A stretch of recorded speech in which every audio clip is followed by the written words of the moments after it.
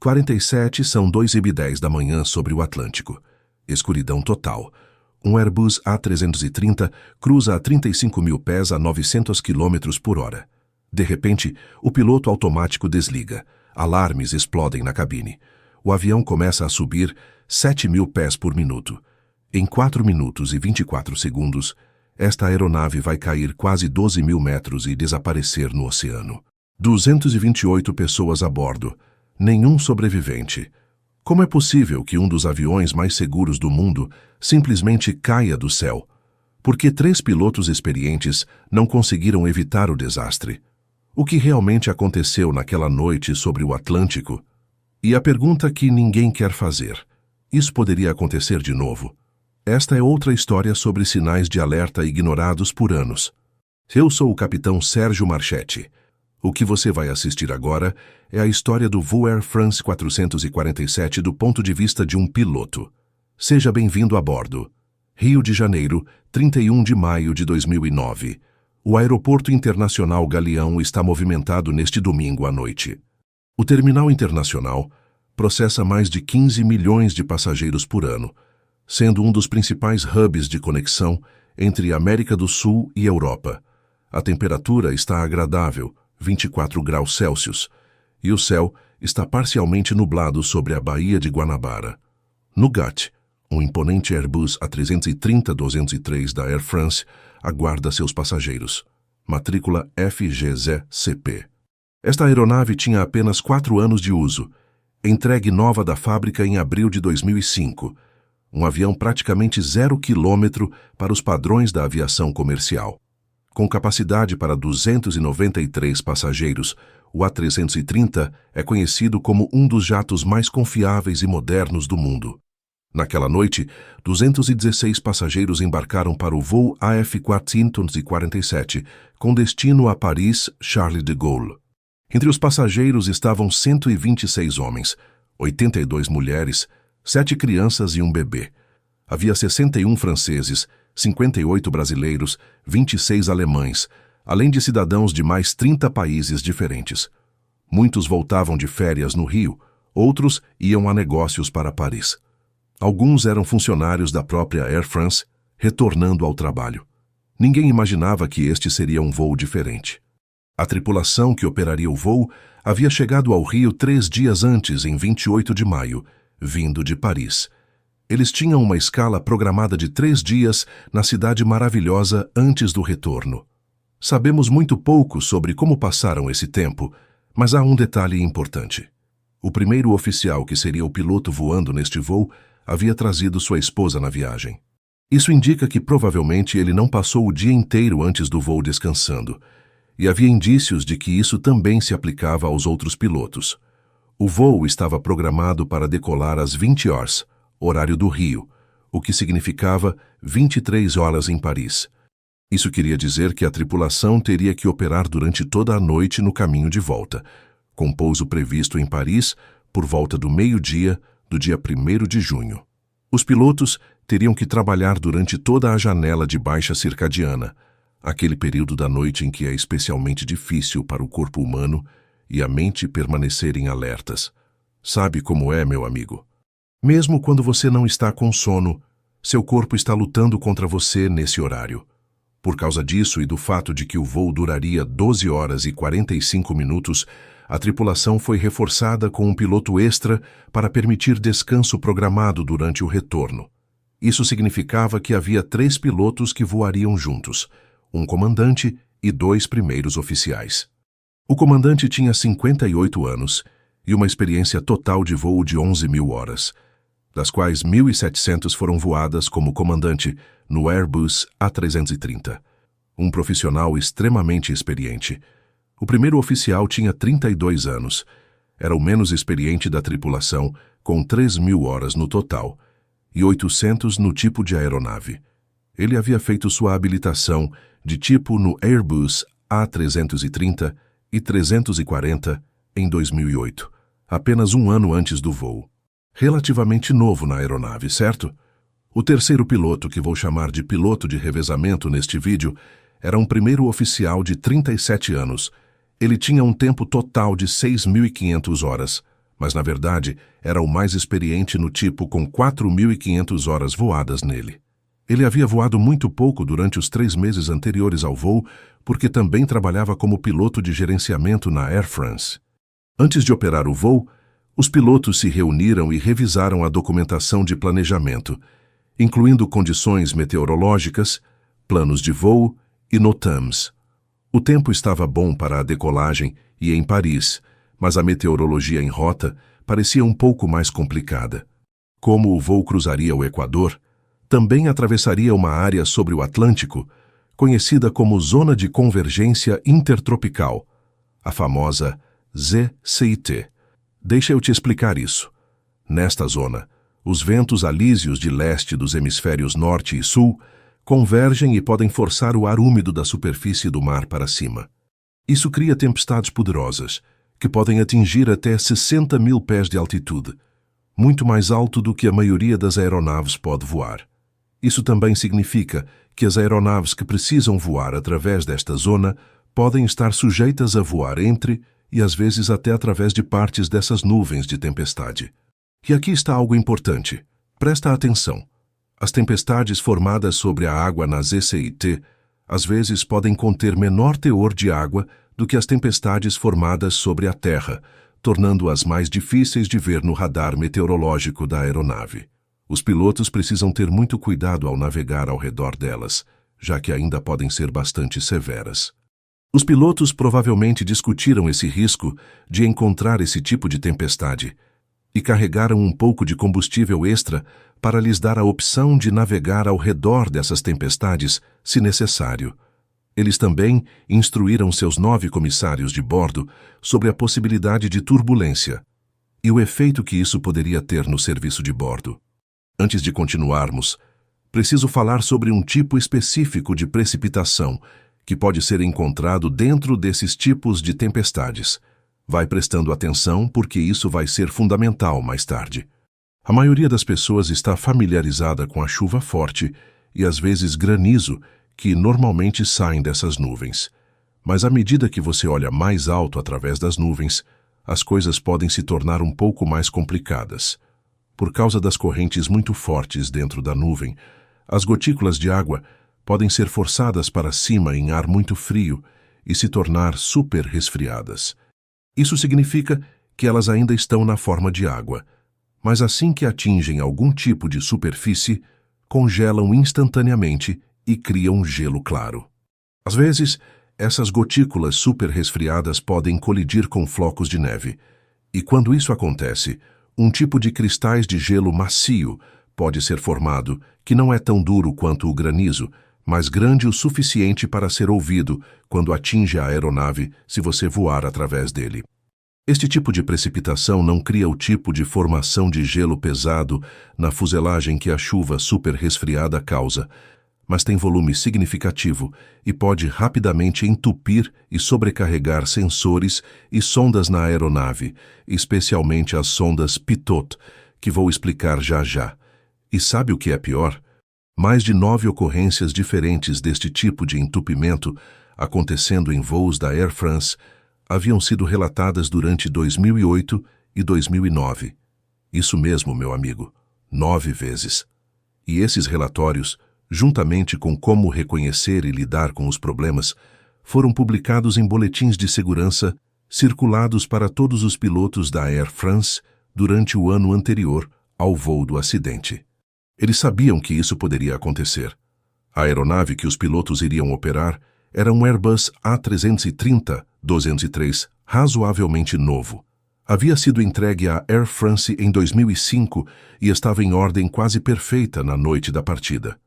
Antes de chegar à aeronave, os pilotos pediram 70,4 toneladas de combustível para serem carregadas e, junto com a tripulação de cabine, caminharam até a aeronave e começaram a prepará-la para a partida. Agora vai ser impossível explicar o que aconteceu neste voo sem também explicar alguns detalhes sobre este Airbus, mas também um pouco sobre voar em geral. Deixa eu ser cristalino sobre algo. Os pilotos precisam de uma maneira de medir com precisão a quantidade de ar que está fluindo sobre as asas, porque é isso que realmente determina o desempenho da aeronave. Para fazer isso, utilizamos um tipo de sonda conhecido como tubo Pitot ou sonda Pitot. Essas sondas geralmente ficam situadas ao longo da frente da aeronave, abaixo do cockpit, e parecem um pouco com canos de arma. Elas têm um buraco na frente, onde o ar entra, e a pressão total é então medida dentro do tubo. Elas são aquecidas eletricamente, e o aquecimento é automático no Airbus A330. Mas para medir com precisão a velocidade do ar, a pressão estática também deve ser medida para que possa ser deduzida da pressão total das sondas Pitot. Essa pressão estática é medida a partir de um dispositivo diferente chamado porta estática, e essa pressão estática é então usada tanto para calcular a velocidade do ar, quanto, crucialmente, também a altitude da aeronave. Essas diferentes pressões são então enviadas aos computadores da aeronave, chamados de módulos de dados de ar, ou ADMs. Os ADMs calcularão a velocidade aérea verdadeira correta, mas outra coisa que se tornará extremamente importante nesta história é que a pressão estática da porta estática deve ser corrigida dependendo de quão rápido a aeronave está voando. Isso ocorre porque o ar flui sobre as superfícies da aeronave ao redor da porta estática e, portanto, criará diferenças de pressão localizadas, dependendo da velocidade. Essas correções são feitas automaticamente pelos computadores ADM, e como velocidade e altitude são valores críticos, existem 3 conjuntos diferentes e independentes de sondas e computadores instalados na aeronave. Agora, por causa dos problemas que a Air France e outros operadores haviam relatado de cristais de gelo entupindo as sondas Pitot, a Airbus começou a investigar o problema. Um tipo mais novo de sonda Pitot foi considerado mais eficaz na prevenção desses problemas e um boletim de manutenção foi emitido, sugerindo uma atualização para essas sondas mais novas. A Air France tinha acabado de começar a atualizar seu primeiro Airbus A330, cerca de um mês antes da partida do voo 447. E a aeronave do acidente estava realmente programada para ter suas sondas trocadas na chegada a Paris após o voo. Mas por que a troca dessas sondas Pitot era apenas uma ação sugerida? Por que não era obrigatória? Bem, isso é porque a perda temporária de velocidade do ar devido a esse problema era muito rara. Durava apenas no máximo alguns minutos e havia um procedimento definido que os pilotos deveriam seguir caso acontecesse. Na Air France, este procedimento era conhecido como velocidade não confiável. Como este problema havia sido relatado várias vezes, foi incluído no cenário de treinamento recorrente para todas as tripulações da Air France durante 2008 e 2009. O treinamento incluiu exercícios de velocidade não confiável, mas apenas em baixa altitude. Isso porque era visto como mais crítico para a segurança devido à proximidade do terreno, mas o desempenho da aeronave também era muito melhor do que seria em alta altitude. Velocidade não confiável pode ser muito complicada de diagnosticar porque a falha parecerá diferente dependendo do que a causou e quão severa é. Durante os exercícios que as tripulações da Air France praticaram, o piloto automático não desligou e não havia avisos soando no cockpit quando a falha ocorreu. O procedimento de velocidade não confiável incluía o uso de itens de memória, ou seja, itens críticos de segurança que precisavam ser feitos imediatamente pela memória dos pilotos. Mas usá-los era opcional, dependendo da situação, e isso foi interpretado como necessário apenas se a aeronave estivesse perto do solo. Também importante para esta história é que nenhum dos pilotos do voo 447 havia recebido qualquer treinamento recente sobre como lidar com uma aproximação de stall e recuperação, especialmente em alta altitude. O treinamento de stall mais recente que eles realmente receberam foi feito durante sua habilitação de tipo no Airbus A320, que todos haviam feito anos antes. E esse treinamento inicial que fizeram foi todo feito em baixa altitude, no qual forte ênfase foi colocada no uso de potência para recuperar a aeronave e tirá-la do stall, alcançando-o com perda mínima de altitude. Diminuir o nariz era uma ação secundária a tomar. Você verá já já por que isso é importante. Agora, Essa ideia de que os motores terão potência suficiente para puxar uma aeronave para fora de um ângulo de ataque extremamente alto também vai se tornar muito importante. Guarda essa informação. Uma vez que os 216 passageiros terminaram de embarcar e a tripulação estava pronta, os pilotos pediram pushback e começaram a se afastar do portão às 22h09 UTC, apenas 9 minutos atrasados. O primeiro oficial era o piloto voando e todos os 3 pilotos estavam presentes no cockpit enquanto taxiavam. Às 22h29, a aeronave começou a rolar pela pista no Rio de Janeiro e realizou uma decolagem completamente normal. Eles subiram ao longo de sua rota de partida autorizada, que os levou através de um curso nordeste, seguindo a costa do Brasil. Em algum momento, após passar 20.000 pés subindo, o piloto de revezamento deixou o cockpit para iniciar seu período de descanso programado, que duraria cerca de 3 horas. Ele foi para o compartimento de descanso da tripulação, que consistia em 2 beliches logo atrás do cockpit. Não sabemos exatamente quando ele deixou o cockpit, porque as gravações do gravador de voz do cockpit não começam até pouco depois da meia-noite, horário UTC. De qualquer forma, os 2 pilotos restantes receberam autorização para subir para sua altitude de cruzeiro inicial de nível de voo 350, ou 35.000 pés. Uma vez estabelecidos no cruzeiro, estavam falando com controladores da FIR de Brasília e depois mudaram para o controle de Recife. E foi o controle de Recife quem seria o último a ter contato por radar com o voo, porque naquela área de controle eles ainda estavam voando principalmente sobre a terra. Mas uma vez que passassem para a próxima FIR Atlântico, eles se afastariam da cobertura de radar e, em vez disso, estariam seguindo procedimentos de separação de tráfego oceânico. Voos sobre áreas oceânicas requerem procedimentos especiais de treinamento e equipamento de aeronave.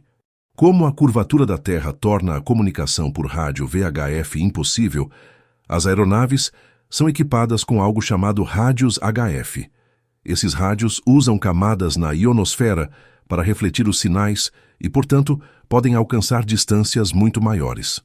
Conforme a aeronave passou por um ponto RNAV chamado INTOL, os pilotos fizeram contato com o controle atlântico em uma das 2 frequências HF que haviam recebido.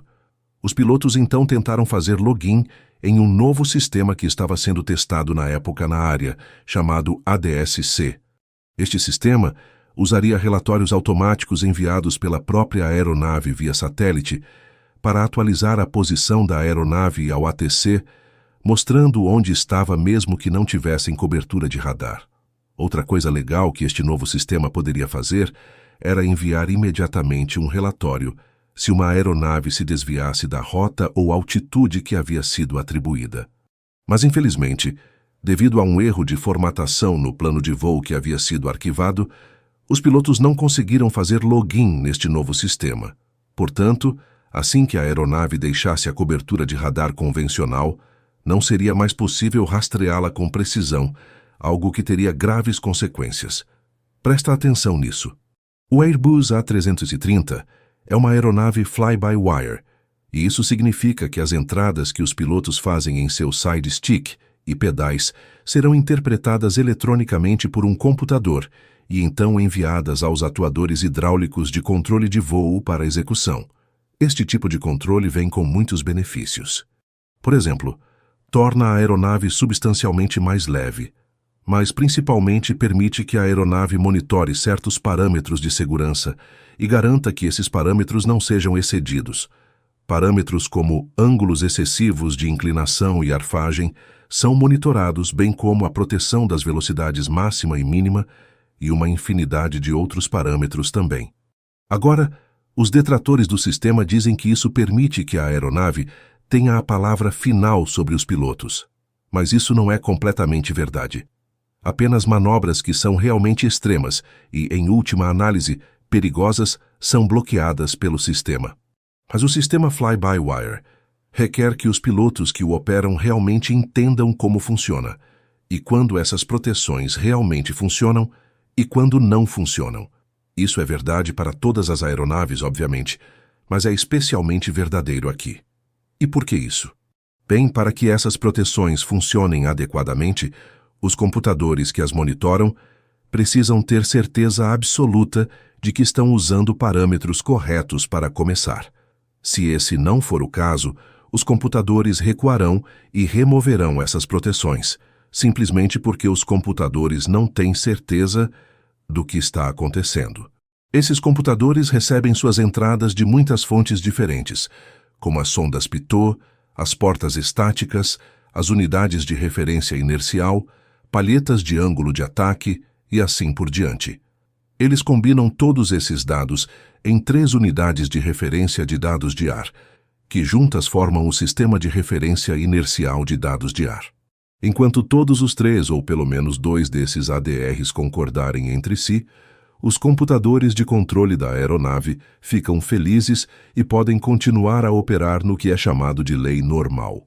Lei normal significa que todas as proteções estão disponíveis e que a aeronave é basicamente impossível de estolar ou colocar em uma situação de perda de controle. Mas se 2 ou mais ADRs começarem a enviar informações estranhas, algumas coisas acontecerão rapidamente. Primeiro, essas inconsistências podem afetar o sistema de voo automático, como o piloto automático que controla a aeronave, o autoacelerador que governa os motores e os diretores de voo que mostram aos pilotos como voar. Isso é bastante lógico se você pensar sobre isso. A aeronave não tentará navegar ou controlar a aeronave se não tiver certeza do que está acontecendo. Ela deixará isso para os pilotos descobrirem. E seguindo essa mesma lógica, os computadores de controle da aeronave se degradarão da lei normal para a lei alternativa 1 ou lei alternativa 2, dependendo da gravidade dos problemas. A diferença entre a lei normal e a lei alternativa 2, que logo se tornará relevante neste voo, é que as proteções que a aeronave normalmente tem em relação ao ângulo máximo de ataque ou proteção contra stall não estarão mais disponíveis. Isso será mostrado pela remoção de indicadores de aviso, como o poste de barbeiro no display primário de voo, bem como cruzes amarelas, onde as limitações normalmente seriam mostradas. A outra diferença é que o controle de rolagem da aeronave muda. Na lei normal e na lei alternativa 1, as entradas de rolagem no side stick comandarão uma taxa de rolagem específica da aeronave. Se o piloto comandar uma taxa de rolagem específica a ser mantida, a aeronave dará isso, e as perturbações de rajada serão compensadas. Será basicamente muito estável e fácil de manusear, mas na lei alternativa 2, o side stick dará comandos diretos aos ailerons e spoilers, em vez de comandar uma taxa de rolagem específica. Isso significa sem proteções de inclinação ou controle de estabilidade. Isso também tornará a aeronave mais sensível à rolagem, especialmente em altitudes mais altas, onde há menos amortecimento aerodinâmico devido ao ar mais rarefeito.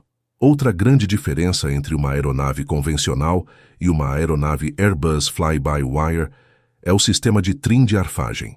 Se você está voando manualmente em uma aeronave convencional, o manche controla os controles de voo diretamente e o trim deve ser feito deliberadamente pelos pilotos. Em um Airbus, a entrada do side stick pedirá aos computadores de controle uma taxa de rolagem específica horizontalmente e uma arfagem ou uma carga G verticalmente. Quando o piloto define uma arfagem específica, os elevadores iniciarão a arfagem e o estabilizador horizontal maciço então se moverá automaticamente para continuar mantendo essa arfagem sem qualquer entrada do piloto. Isso também significa que não há grande feedback tátil do stick se a aeronave estiver entrando em uma posição de trim estranha devido à baixa velocidade. Por exemplo, o que seria o caso em outra aeronave, como o 737, por exemplo, que eu voo. Na lei normal, isso não é um problema porque a aeronave também protege a aeronave de chegar perto de um ângulo de ataque alto o suficiente para estolá-la, mas esse não é o caso na lei alternativa. Agora, essas diferenças são realmente importantes para qualquer piloto conhecer, mas ainda mais crucialmente, eles precisam entendê-las e precisam ser capazes de recuperar esse conhecimento quando as coisas começam a dar errado. Guarda isso. Conforme o voo 447 agora prosseguia ao longo de sua rota, eles receberam uma mensagem de sua companhia, avisando-os sobre a atividade de tempestade relatada mais à frente. O primeiro oficial mudou a escala em seu display de navegação e começou a falar sobre algumas formações que ele podia ver à frente deles. Os pilotos então começaram a discutir maneiras de possivelmente evitar a turbulência que essas nuvens trariam. E o primeiro oficial indicou que estava bastante preocupado com as nuvens de tempestade que ele podia ver agora se aproximando. Às 01:46, o primeiro oficial diminuiu as luzes do cockpit para ver melhor lá fora e confirmou que a aeronave estava agora entrando em uma camada de nuvens. Estava completamente escuro lá fora, com a lua situada atrás deles, e turbulência leve agora começou a sacudir a aeronave.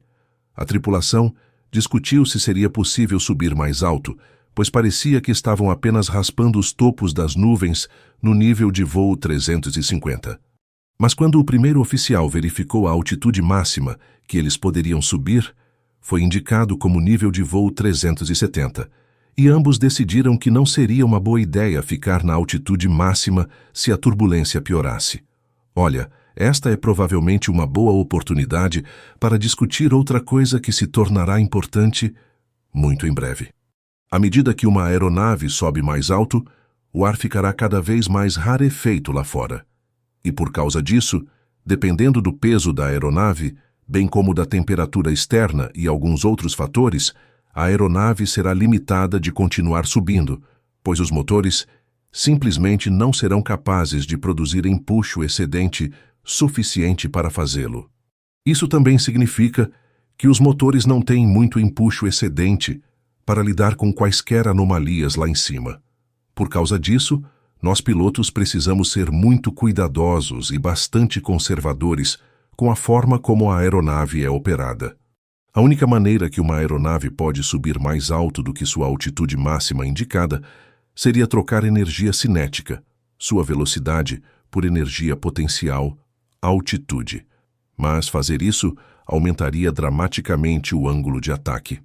Em altitudes mais altas, o ângulo de ataque crítico, ou seja, o ângulo onde a aeronave estolará se for excedido, também é menor devido a efeitos aerodinâmicos de voar mais perto da velocidade do som. Resumindo, meu amigo, a aeronave estolará mais cedo e terá menos empuxo disponível em altas altitudes. Também será mais sensível e mais difícil de voar manualmente devido a menos ar fornecendo amortecimento aerodinâmico. Isso vai ser importante já já.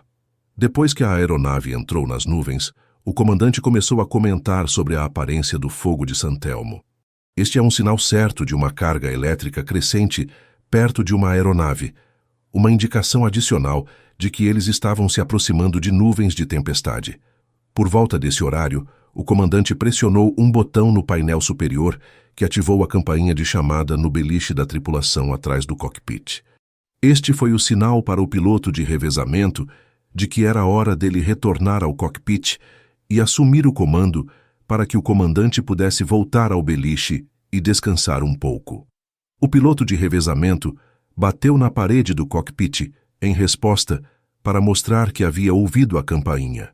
Os procedimentos operacionais padrão da Air France na época estipulavam que o primeiro oficial no assento direito, que era o piloto voando, assumiria o papel de piloto em comando quando o comandante saísse para descansar, a menos que algo diferente tivesse sido acordado.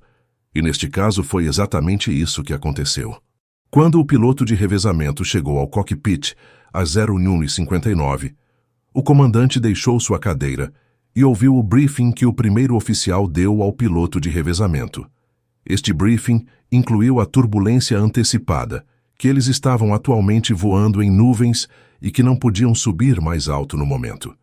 O comandante não deixou nenhuma instrução específica sobre como os dois primeiros oficiais deveriam lidar com as tempestades à frente. Em vez disso, ele deixou o cockpit para iniciar seu descanso. Agora, só podemos especular por que ele não deu instruções mais claras. Como mencionei antes, todos os três pilotos estavam acostumados com este tipo de clima e haviam voado esta rota muitas vezes. Portanto, É provável que ele achasse os dois primeiros oficiais mais do que capazes de lidar com isso. Quando o comandante saiu, os procedimentos da Air France significavam que o piloto de revezamento muito mais experiente agora assumia o papel de piloto, monitorando no assento esquerdo. E o primeiro oficial continuava como piloto voando, e efetivamente piloto em comando.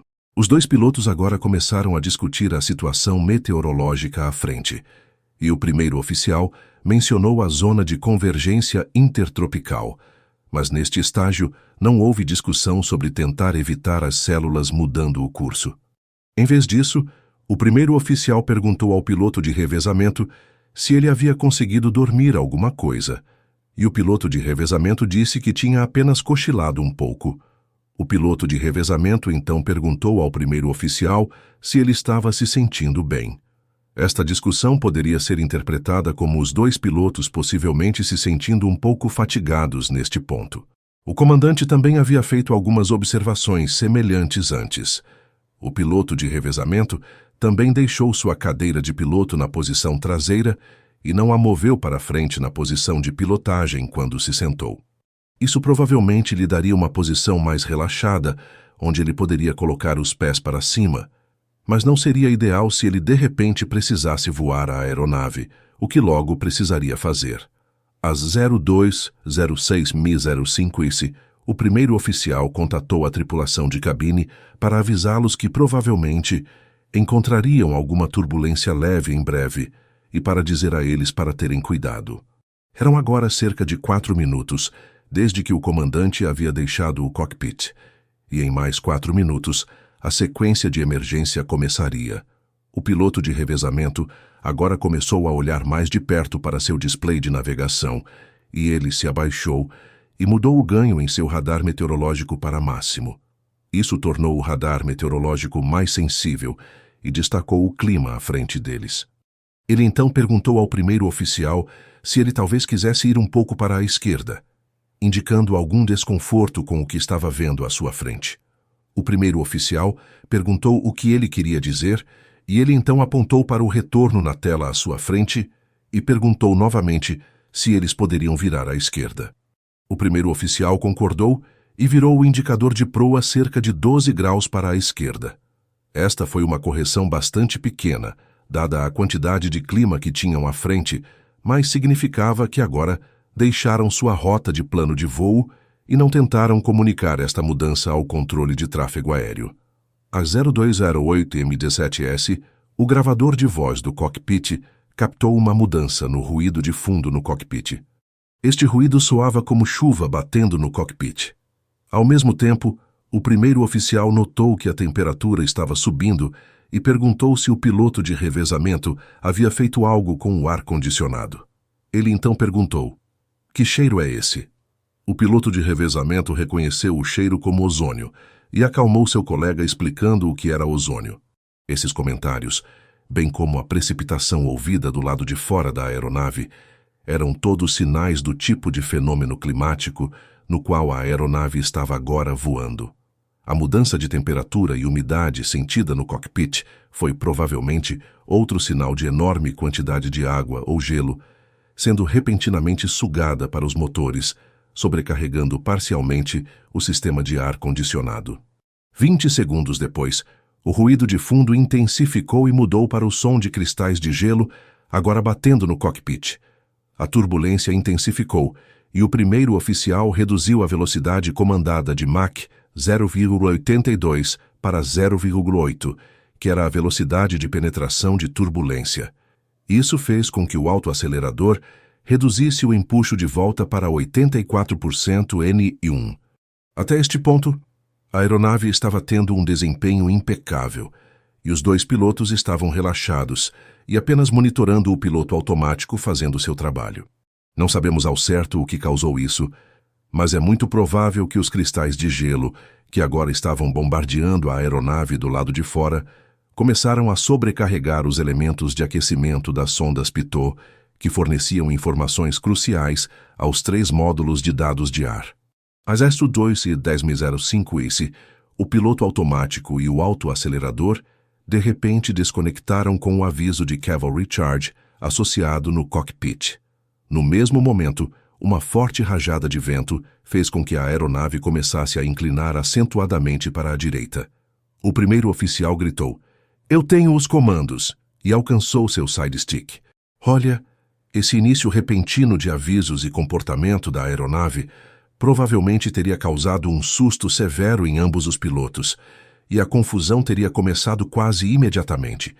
Mas neste ponto, a aeronave ainda estava voando razoavelmente nivelada, com apenas essa inclinação para a direita se desenvolvendo. Enquanto a aeronave continuava se inclinando para a direita, a velocidade indicada no display de voo primário do comandante, bem como no indicador de espera, de repente caiu de 275 nós para 60 nós, uma indicação claramente errônea. Não sabemos ao certo o que os instrumentos do primeiro oficial mostraram, pois não foram gravados no gravador de dados de voo, mas provavelmente também caíram em quantidade semelhante. Lembra o que eu te disse sobre como o sistema altímetro compensava a pressão para números Mach mais altos? Bem, como a velocidade agora estava indicada como muito mais baixa, o sistema altímetro recalculou sua altitude e de repente mostrou uma queda de 300 pés, bem como velocidade vertical negativa. O primeiro oficial, que havia sido subitamente lançado para voar manualmente a aeronave, agora reagiu instintivamente, dando aileron esquerdo e arfando para cima para corrigir sua altitude. Este foi o início da sequência de eventos que, em última análise, condenaria este voo. Como todos os 3 ADRs agora estavam mostrando dados não confiáveis, a aeronave reverteu para a lei alternativa, o que significava que as proteções de ângulo de ataque foram perdidas, bem como as proteções de excesso de velocidade e inclinação. Agora, como mencionei antes, o controle de rolagem também se tornou cerca de 2 vezes mais sensível, o que significa que o primeiro oficial teve que realmente se concentrar para fazer a aeronave parar de se inclinar e retornar ao voo nivelado. Ele começou a corrigir demais, e os movimentos que fez com o side stick começaram a causar mais oscilações, indo da direita para a esquerda e depois de volta. É muito possível que a maior parte da atenção do primeiro oficial tenha ido para esta parte do manuseio neste ponto, mas lembra, ele também havia começado a arfar para cima. Essa arfagem agora estava aumentando, levando a uma taxa de subida muito alta.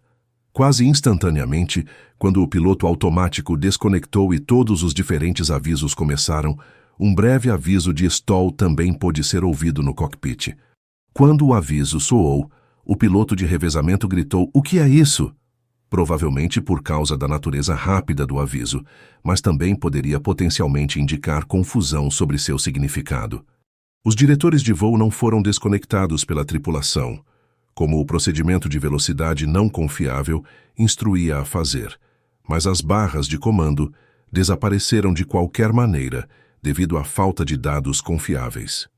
11 segundos após o início da sequência, a arfagem da aeronave havia atingido 11 graus nariz para cima, e o primeiro oficial estava fazendo entrada máxima de side stick, esquerdo e direito, ainda corrigindo demais. Ele também agora chamou: Nós não temos um bom display", provavelmente se referindo à falta de informações de velocidade. O piloto de revezamento, que deveria lidar com os avisos ECAM e a lista de verificação não normal, gritou: "Perdemos as velocidades" e "Lei de proteção alternativa". Ele então continuou a ler as mensagens ECAM, mas de uma maneira que era difícil de entender e muito apressada. Aqui teria sido absolutamente crucial apontar claramente que a aeronave estava em lei alternativa, o que significa que ela se comportaria de maneira diferente e que certas proteções foram perdidas. Ele mencionou que o autoacelerador estava perdido, e o primeiro oficial respondeu perguntando: "Alavanca do motor?", mostrando alguma confusão sobre o que o piloto de revezamento estava dizendo. Como o autoacelerador havia desconectado quando a falha ocorreu, o empuxo havia entrado em um modo chamado empuxo do motor bloqueado, que basicamente significava que estava mantendo seu valor previamente selecionado de 84%. O ECAM instruiu a tripulação a mover a alavanca de empuxo manualmente para retomar o controle de empuxo. Mas, em vez disso, O primeiro oficial pressionou o botão de desconexão do autoacelerador e deixou a alavanca de empuxo onde estava, que estava no detente de subida. E por causa disso, o empuxo agora começou a aumentar para empuxo de subida. Tudo o que eu disse até agora aconteceu nos primeiros 18 segundos desta emergência. 18 segundos, meu amigo. Havia 10 mensagens ECAM diferentes aparecendo, cada uma delas causando um sino no cockpit. Além disso, a luz de aviso mestre e a luz de cuidado mestre estavam iluminadas na frente dos pilotos, bem como um sino constante de acorde C, indicando que a aeronave havia deixado sua altitude autorizada. Este teria sido um ambiente muito confuso e estressante para os pilotos. E o fato de que velocidade não confiável não foi indicada no ECAM, isso era algo que os pilotos precisavam descobrir por si mesmos. Isso pode ter sido a razão pela qual eles não começaram a executar esse procedimento naquele momento. Às 02:26 a altitude de arfagem para cima da aeronave havia atingido 12 graus nariz para cima. A aeronave estava agora subindo com impressionantes 6.900 pés por minuto. Mais de 7 vezes maior do que sua taxa normal seria ao passar de 36.000 pés. Manter uma taxa tão alta significava que a aeronave estava agora rapidamente trocando velocidade por altitude. De repente, as barras do diretor de voo reapareceram na frente do primeiro oficial, mas em vez de estarem engajadas no modo de manutenção de altitude que estavam antes, agora estavam engajadas no modo de velocidade vertical, já que ativaram no meio de uma subida. Isso significava que os diretores de voo agora estavam começando a mostrar aos pilotos a arfagem necessária para manter sua subida atual de 6.000 pés por minuto. Isso definitivamente não teria sido útil nesta situação, quando o primeiro oficial estava provavelmente ficando cada vez mais sobrecarregado por ruído e carga de trabalho. E foi precisamente por causa disso que os itens de memória de velocidade não confiável incluíam desligar os diretores de voo. O piloto de revezamento agora desviou o olhar do display ECAM, que ele havia parado de ler de qualquer maneira, e alcançou para ligar o antigelo das asas. E foi quando ele notou a alta arfagem que a aeronave estava mantendo. Ele gritou: "Cuidado com sua velocidade", possivelmente se referindo à velocidade vertical, já que a indicação de velocidade ainda não havia retornado. O primeiro oficial respondeu: "Ah, ok, estou voltando para baixo", e começou a arfar para frente, mas não o suficiente. Isso apenas reduziu a taxa de subida, mas a aeronave continuou a subir. O piloto de revezamento continuou a gritar que ele precisava estabilizar. "Volte para baixo." E, "De acordo com todos os três, você está subindo, então volte para baixo." Ao qual o primeiro oficial respondeu: "Ok." A arfagem agora reduziu momentaneamente para cerca de 10 graus nariz para cima, o que ainda dava uma taxa de subida de cerca de 4.000 pés por minuto. Eles agora subiram através de sua altitude máxima, calculada de 37.000 pés. Às 02:36, os diretores de voo desapareceram novamente, mas a velocidade voltou no lado esquerdo, indicando a velocidade correta de 223 nós. Isso significava que até este ponto, a aeronave havia perdido cerca de 50 nós de velocidade preciosa do ar, e a velocidade ainda estava diminuindo. Os diretores de voo piscaram novamente por cerca de 1 segundo, desapareceram e depois voltaram, comandando uma subida de cerca de 1.400 pés por minuto, que era o que a aeronave estava fazendo naquele momento. Às 02:10:47, o primeiro oficial, inexplicavelmente, agora reduziu o empuxo de volta para cerca de 85% em 1.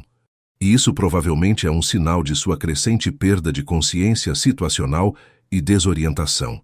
O piloto de revezamento pressionou o botão de chamada para tentar fazer o comandante voltar ao cockpit novamente. Ele pressionou várias vezes perguntando: "Onde ele está?" Ele também alcançou e mudou o seletor de dados de ar e o seletor de atitude de proa para primeiro oficial em 3. Esses são interruptores projetados para mudar a entrada de dados para os displays, e não eram itens cobertos em nenhuma lista de verificação. Ele provavelmente trocou esses em uma tentativa de tentar restaurar o instrumento que ele sentiu que estava faltando, para o primeiro oficial. 3 segundos depois, o aviso de stall disparou no cockpit e soou continuamente pelos próximos 45 segundos. O fato de que este aviso estava agora soando continuamente não foi verbalizado ou mesmo discutido por nenhum dos pilotos. Em vez disso, o primeiro oficial reagiu puxando de volta os controles, aumentando a atitude de arfagem para 16 graus nariz para cima, semelhante ao que você teria na decolagem. Este comando de arfagem para cima agora também significava que o estabilizador na parte de trás da aeronave começou a se mover para a posição máxima nariz para cima, tornando uma recuperação potencial ainda mais difícil. A aeronave agora não tinha mais energia suficiente para manter a taxa de subida solicitada. Em vez disso, começou a nivelar lentamente, balançando de um lado para o outro, o que o primeiro oficial desesperadamente tentou neutralizar com o side stick. Eles estavam agora se aproximando rapidamente de um stall totalmente desenvolvido. Agora, um stall acontece quando a asa da aeronave se move além de seu ângulo de ataque crítico, o que significa que efetivamente para de ser capaz de criar sustentação, e em vez disso, a aeronave começará a cair. Um stall pode acontecer em qualquer atitude. A única coisa que determina quando acontece é o ângulo de ataque. E o ângulo de ataque é o ângulo entre a linha de corda da asa e o fluxo de ar que se aproxima. Ambos os pilotos haviam recebido treinamento inicial sobre como lidar com uma aproximação de stall e recuperação durante suas habilitações de tipo anos atrás, mas nunca teriam experimentado a sensação de um stall totalmente desenvolvido em uma aeronave real. O fato de que o Airbus tem apenas um aviso de áudio, não uma indicação visual de stall na frente dos pilotos ou um agitador de manche, também pode ter desempenhado um papel em explicar por que o aviso não foi reagido, porque uma das primeiras coisas que desaparecem quando um humano está sob estresse é sua audição. Hazetsu Dui Daimit 57S, a aeronave atingiu seu ângulo de stall, e buffeting violento começou a sacudir a aeronave. Este tipo de buffeting é de uma frequência muito maior do que a turbulência e parece muito diferente.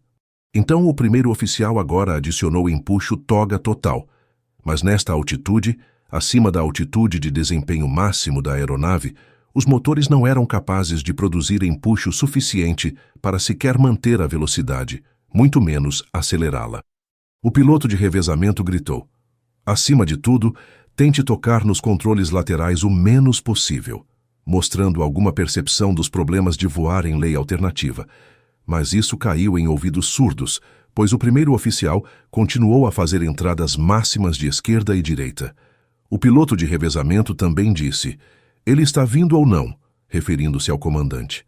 O primeiro oficial agora gritou: "Estou em toga", referindo-se ao fato de que ele havia adicionado empuxo, o que ele poderia ter pensado que seria suficiente para resolver a situação. A aeronave ainda subiu algumas centenas de pés mais até atingir sua altitude máxima registrada de 37.924 pés, e então começou a cair em direção ao mar abaixo. Agora você pode se perguntar, por que o piloto de revezamento simplesmente não assumiu os controles? Ele estava pedindo correções que não aconteciam.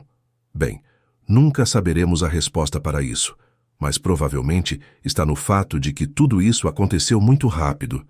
Levou apenas cerca de 1 minuto para chegar a este ponto. Além disso, o fato de que ele não podia ver ou sentir a entrada que seu colega estava fazendo no side stick, já que esses não estão conectados um ao outro no Airbus, tornava difícil monitorar o que seu colega estava realmente fazendo. Haleto 211-07S, o último pedaço de gelo dentro dos tubos pitot, foi limpo pelos elementos de aquecimento, e tanto a espera quanto o indicador de velocidade esquerdo começaram a funcionar novamente. A velocidade indicada era de 183 nós, o que significa que eles haviam perdido cerca de 90 nós de velocidade. A aeronave agora entrou em uma descida cada vez mais rápida, com o aviso de stall soando continuamente. O piloto de revezamento gritou: "Mas temos os motores. O que está acontecendo?" E então, "Você entende o que está acontecendo?", mas não obteve resposta. A aeronave começou a se inclinar para a direita, o que levou o primeiro oficial a dar side stick esquerdo contínuo, mas com muito pouco efeito. O primeiro oficial também continuou seu comando de arfagem para cima com o side stick e continuaria fazendo isso continuamente pelos próximos 40 segundos. Agora, para todos aqueles que não conseguem acreditar como foi possível para o primeiro oficial reagir desta maneira, há algumas coisas que vale a pena pensar. A primeira é que o cérebro humano não funciona bem sob estresse, e tendemos a reverter ao nosso treinamento quando isso acontece. E isso me leva ao meu segundo ponto, que é como o Airbus funciona quando é voado em lei normal. Você vê, o melhor desempenho de subida possível que você pode obter da aeronave é alcançado através da aplicação de pressão contínua para trás e empuxo toga. Isso é o que é usado durante um cisalhamento de vento ou uma manobra de escape de terreno, por exemplo, já que a aeronave não permitirá que estole. Ela apenas arfará para manter perto de seu ângulo máximo de ataque, enquanto usa empuxo máximo, dando o melhor desempenho possível. Mas isso só funciona em lei normal. Se você aplicar essa lógica, as ações do primeiro oficial superestressado se tornam talvez um pouco mais compreensíveis. Às 02:11 MEB 32, o primeiro oficial gritou que não tinha controle da aeronave, nenhum controle.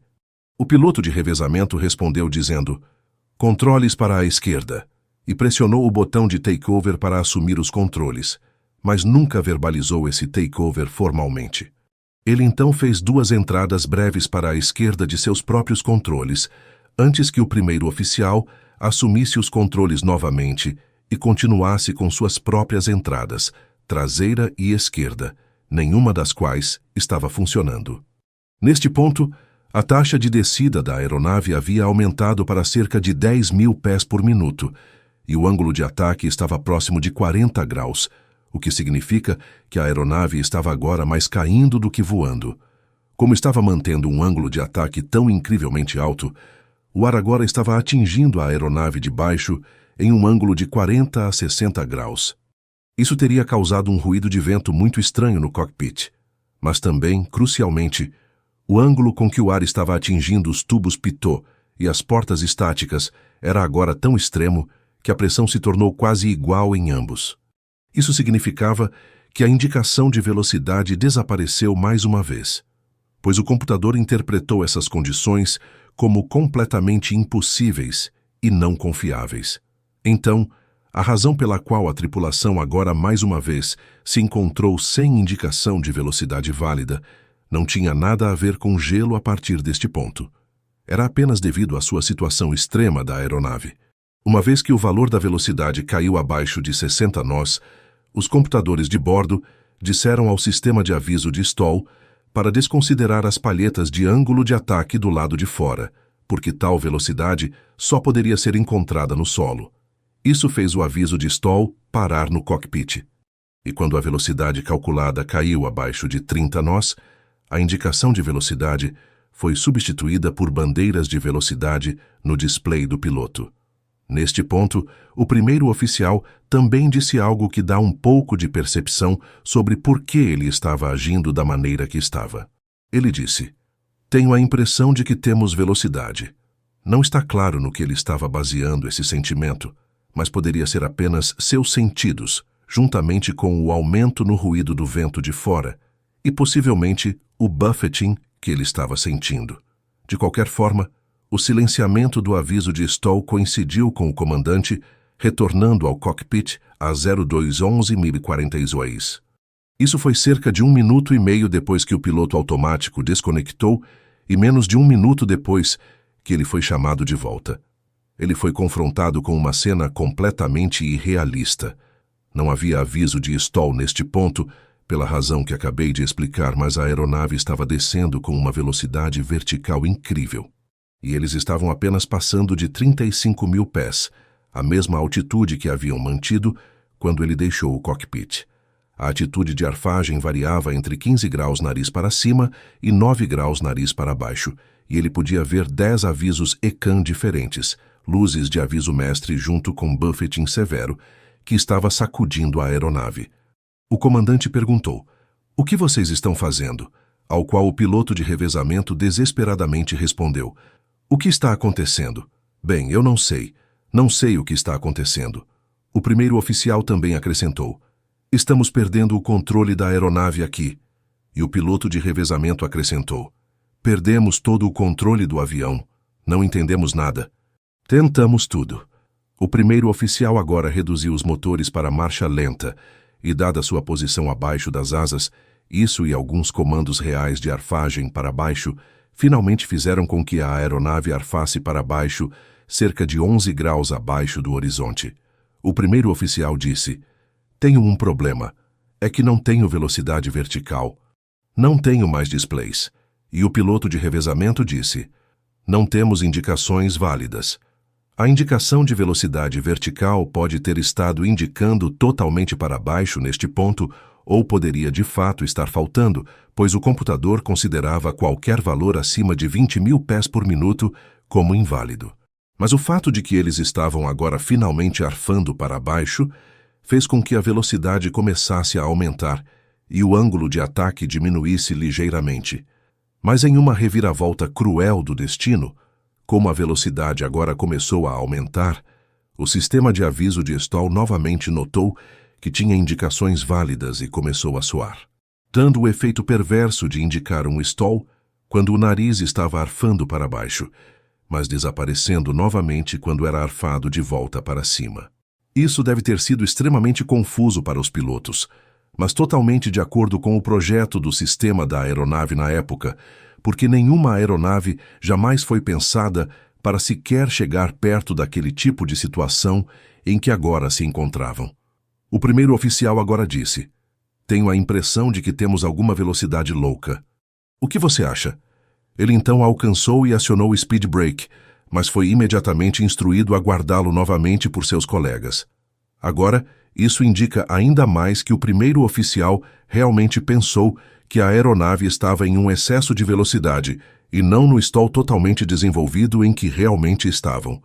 Enquanto os pilotos estavam agora tentando solucionar problemas, a aeronave estava descendo com entre 10 a 15.000 pés por minuto, com o nariz oscilando entre 8 graus nariz para baixo e 15 graus nariz para cima.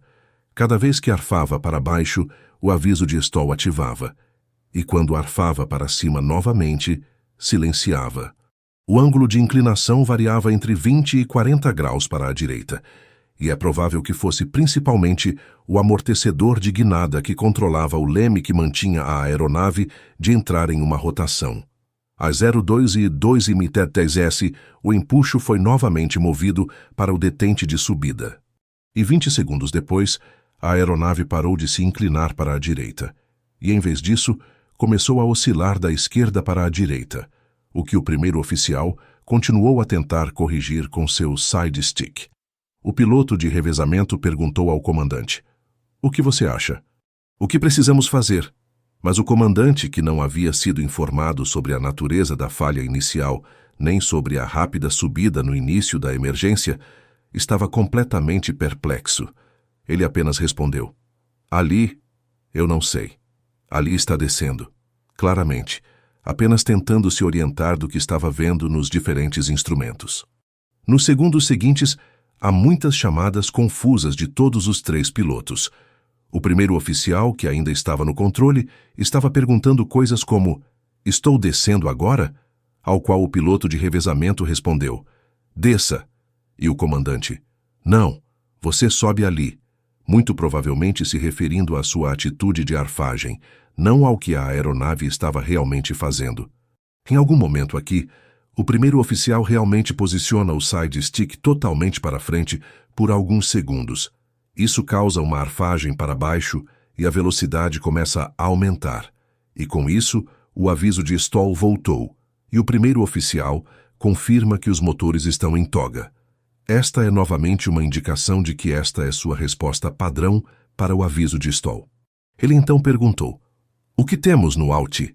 Referindo-se à leitura do altímetro, que estava em cerca de 20.000 pés neste ponto. Agora, isso é um pouco estranho, já que ele deveria estar vendo sua altitude à sua frente, mas, infelizmente, não podemos ter certeza se o primeiro oficial tinha algum instrumento válido na frente dele, já que o gravador de dados de voo não capturou isso. Exames posteriores dos diferentes modos de falha nos computadores parecem indicar que ele tinha. O comandante murmurou. É impossível, mostrando que ele ainda não conseguia descobrir o que estava acontecendo. Durante os segundos seguintes, os pilotos continuaram discutindo a atitude da aeronave e como deixar as asas horizontais. A confusão é óbvia e excruciante de ouvir. O primeiro oficial explicou que está no limite com os controles de rolagem. E o comandante então sugeriu que ele poderia usar um pouco de leme esquerdo para tentar parar a inclinação para a direita. Isso realmente pareceu ajudar momentaneamente, pois a aeronave rolou ligeiramente para a esquerda, mas logo continuou se inclinando para a direita novamente. A aeronave passou por 10.000 pés e o primeiro oficial gritou: estamos lá, estamos passando pelo nível 100. Neste ponto, era provável que muito pouco os pilotos pudessem ter feito para salvar esta aeronave, mas o piloto de revezamento agora gritou: espere, eu tenho os controles. E então começou a fazer entradas à esquerda, mas o primeiro oficial nunca soltou seu controle. Então o aviso: entrada dupla, foi agora ouvido várias vezes pelos próximos segundos. O primeiro oficial gritou: como é que continuamos descendo? E enquanto ele estava dizendo isso, o piloto de revezamento instruiu o comandante a tentar resetar os computadores de controle de voo. O que ele fez, mas o comandante também disse que não faria diferença. O piloto de revezamento então começou a gritar: suba, suba, suba! Ao qual o primeiro oficial respondeu: mas estou no nariz máximo para cima há um tempo. Esse último comentário provavelmente finalmente fez o comandante entender o que estava acontecendo e ele gritou: não, não, não! Não suba! O piloto de revezamento disse: então desça! E empurrou seu side stick para frente, mas o primeiro oficial ainda estava segurando seu side stick para trás, causando um novo aviso de entrada dupla. E como as duas entradas estavam agora sendo calculadas pela média, nada aconteceu. O piloto de revezamento gritou: então me dê os controles, controles para mim! Controles para mim! O primeiro oficial respondeu: vá em frente, você tem os controles, ainda estamos em toga. O nariz foi agora abaixado 7 graus abaixo do horizonte e a indicação de velocidade voltou junto com outro aviso de stall. 7 segundos depois, apesar de ter dado os controles ao piloto de revezamento, o primeiro oficial novamente começou a puxar para trás os controles, causando outro alerta de entrada dupla. As alavancas de empuxo também foram momentaneamente puxadas de volta para marcha lenta, e depois movidas para frente novamente, provavelmente para tentar alcançar qualquer tipo de mudança na situação. O comandante gritou do assento auxiliar: cuidado, você está arfando para cima ali! Mas agora parece que o piloto de revezamento havia mudado de ideia sobre estratégia, porque ele gritou: estou arfando para cima, estou arfando para cima! E quando o comandante continuou a avisar sobre fazer isso, ele respondeu: bem, precisamos fazer isso. Estamos a 4.000 pés. A próxima coisa que pôde ser ouvida no gravador de voz do cockpit foi o sistema GPWS gritando: Sink Rate, Pull Up, quando a aeronave caiu através de 2.500 pés. Isso fez o comandante também mudar de ideia, e ele gritou: vai, puxa, enquanto o primeiro oficial acrescentou: vamos, pull up, pull up, pull up.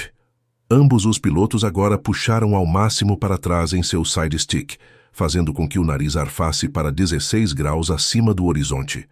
A velocidade neste ponto era 107 nós para frente, mas igualmente de partir o coração, 107 nós para baixo. Às 02 e 14 M22s, o primeiro oficial novamente pressionou seu botão de takeover e o manteve pressionado. Isso bloqueou o controle do piloto de revezamento. A voz sintética do gravador de voz do cockpit gritou: Priority Right.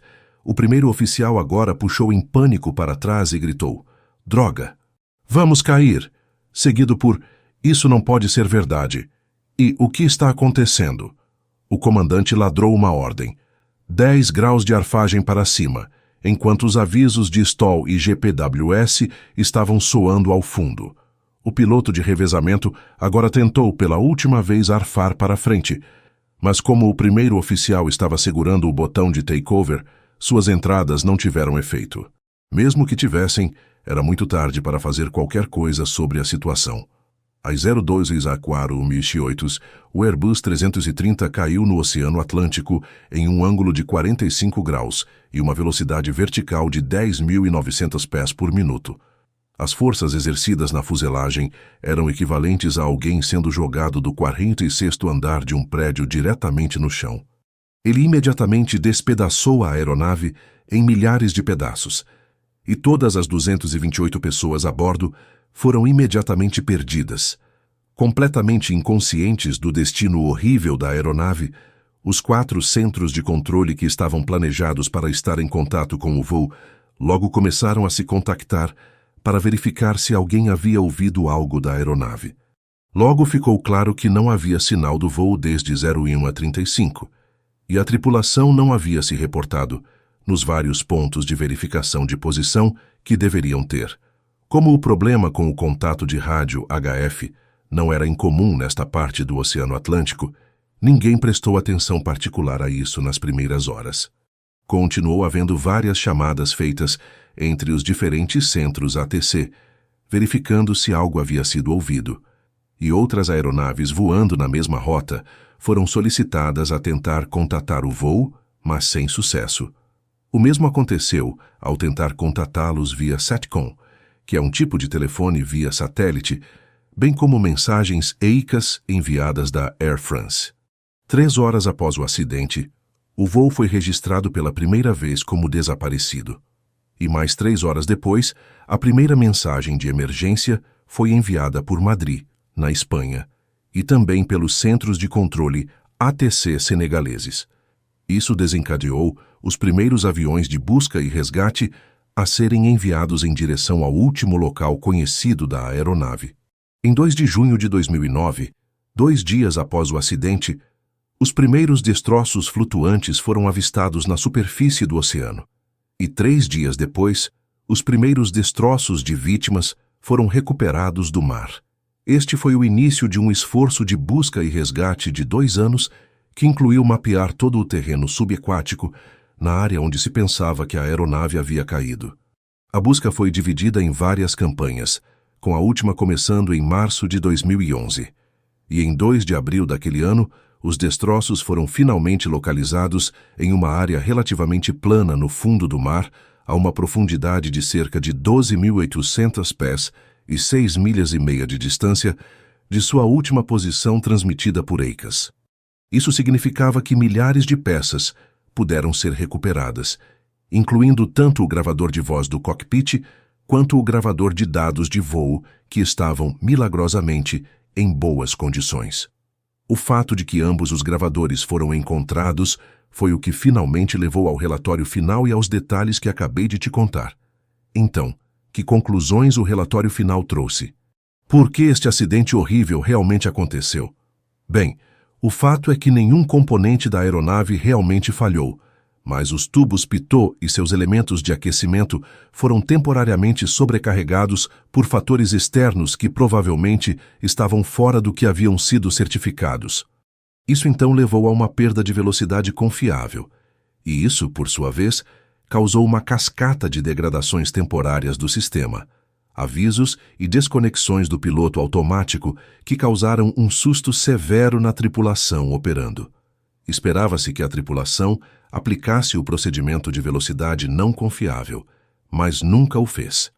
Em vez disso, a reação inicial de arfagem para cima pelo piloto voando levou a uma situação de energia continuamente piorando, que foi descoberta tarde pelo piloto monitorando. As correções subsequentes foram muito pequenas, levando a aeronave a sair do envelope de desempenho de voo e entrar em um stall sustentado. Este fato não foi compreendido pelo piloto, muito provavelmente por falta de treinamento, mas possivelmente também porque eles poderiam ter pensado que o aviso estava errado, já que não correspondia ao seu modelo mental do que estava acontecendo. De qualquer forma, essas condições de stall nunca foram discutidas ou verbalizadas pelos pilotos durante toda a sequência. A falta de identificação desse stall significou que a tripulação nunca iniciou quaisquer contramedidas contra ele. Este acidente enviou ondas de choque pela indústria da aviação e levou a várias recomendações de segurança, incluindo a formação de um módulo formal de treinamento de prevenção de perda de controle e técnica de recuperação para todos os pilotos. Isso incluiu os efeitos de voar em alta altitude e recuperações de stall. Também levou a novos itens de memória para voos com velocidade não confiável, que agora estão focados em desconectar automáticos e definir arfagem e potência corretas imediatamente para manter a aeronave voando com segurança antes de iniciar qualquer solução de problemas. A investigação também recomendou a inserção de uma câmera no cockpit para mostrar todas as indicações dos instrumentos, bem como várias outras recomendações sobre as sondas pitot, caixas pretas, o sistema de aviso de stall do Airbus, bem como melhorias de busca e resgate. Várias outras recomendações também foram feitas, mas as lições mais importantes que nós, pilotos, precisamos tirar deste acidente são que realmente precisamos entender a aeronave que estamos voando. Isso significa entender todos os sistemas, o que acontece se esses sistemas forem degradados e também como a aeronave pode reagir de maneira diferente ao voar em alta altitude versus em baixa altitude. E por último, nunca se esqueça de continuar a voar a aeronave. Se um susto acontecer, lembre-se de que arfagem e potência o manterão seguro. Mantenha a aeronave voando. E só depois disso, tente descobrir o que realmente aconteceu. Enquanto a aeronave estiver voando, haverá muito tempo para solucionar problemas. Meu amigo, o que você acha disso tudo? Será que poderia acontecer hoje em dia com todo o treinamento adicional que implementamos? Você concorda que os sistemas às vezes podem ser complexos demais? Deixa nos comentários o que você pensa. Se você curtiu o episódio de hoje, não esquece de dar aquele like e se inscrever no canal. Compartilha com aquele amigo que adora a aviação. Aqui é o Capitão Sérgio Marchetti. Obrigado por ter sido meu copiloto nessa investigação. Te vejo no próximo voo.